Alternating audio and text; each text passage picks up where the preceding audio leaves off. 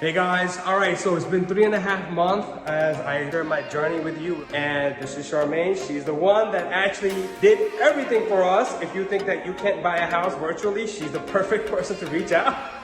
So as you can see, now we're gonna invite the kids over. It's the first time they're gonna see the house after 3.5 months, just going through the journey that like I spoke to you about, that sometimes you have to be creative, you have to be in a position to give an avenue for the sellers to kind of move out. So as you understand that the seller had to buy another house and then they need to fix that house. So now we're finally in here, and this is what we're gonna do. We're gonna share the most important part when you buy a house is about family and what it means, not just for us, but for the kids. So, all right.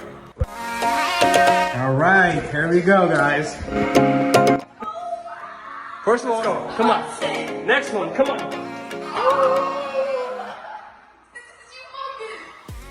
Oh my god! It's so high! Oh my god, that is so nice! Was it worth the wait? Yes!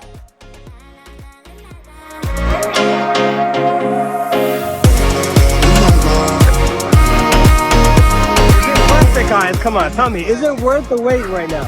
Geet?